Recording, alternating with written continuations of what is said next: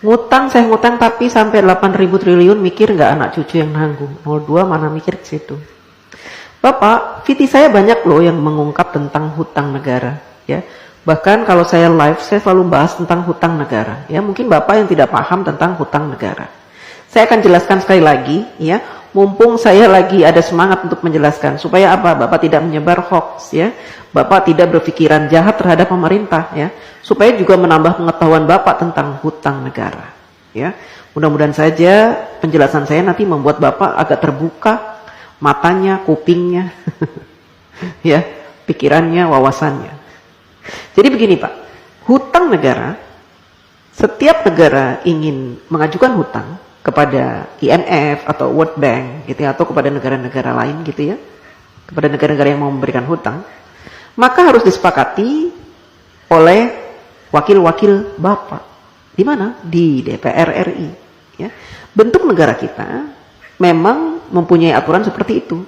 Presiden tidak bisa memutuskan segala sesuatunya, apalagi perkara hutang sendirian.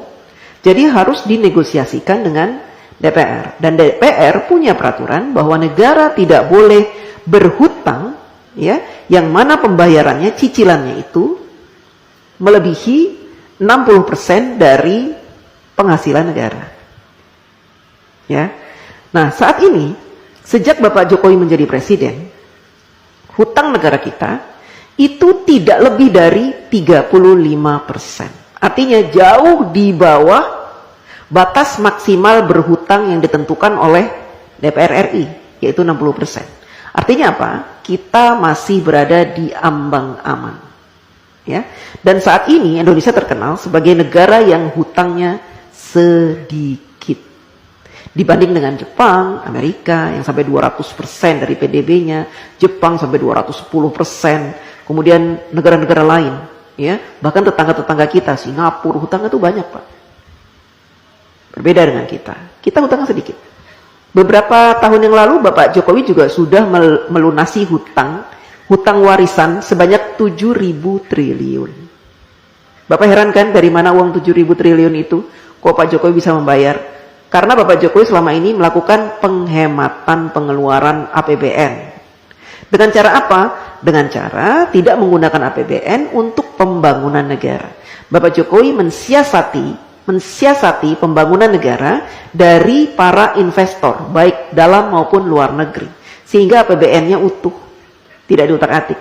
APBN yang ada khusus digunakan untuk kepentingan rakyat, seperti subsidi, kemudian bansos, BLT, PKH, dan sebagainya itu Pak.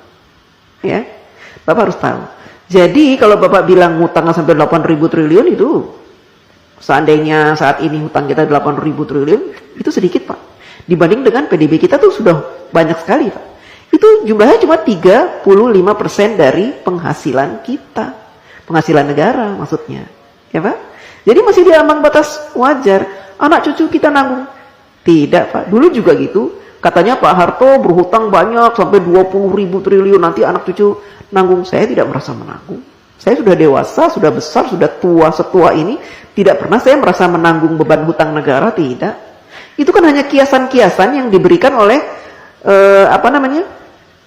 orang-orang yang membenci pemerintah. Ya, jadi mereka membuat rumor-rumor seperti itu. Supaya apa? Supaya kita membenci pemerintah. Kan gitu. Kita awam, orang awam, tidak pernah diberikan pemahaman tentang hutang negara. Sehingga yang ada di pikiran kita, hutang, negara berhutang, nanti anak cucu kita akan membayar. Tidak Pak. Ya. Selama pemerintahan itu baik, memberikan kesejahteraan kepada kita, memberikan gaji UMR yang pantas, ya, kemudian memberikan peluang-peluang untuk usaha, sehingga kita punya penghasilan setiap bulan, dan memberikan lowongan-lowongan pekerjaan yang sangat banyak, maka kita tidak terbebani oleh hutang negara Pak. Ya, apalagi sekarang pemerintah sudah membuka banyak sekali lowongan dengan dibukanya smelter-smelter, proyek-proyek hilirisasi, itu akan membuka ratusan ribu lowongan pekerjaan Pak buat bangsa Indonesia, dan itu akan menjadi penghasilan yang akan dinikmati dan sehingga kita tidak dibebani oleh hutang itu. Hutang negara tidak dibebani Pak. Jadi Bapak jangan sok tahu, ya. Jangan sok tahu, oke?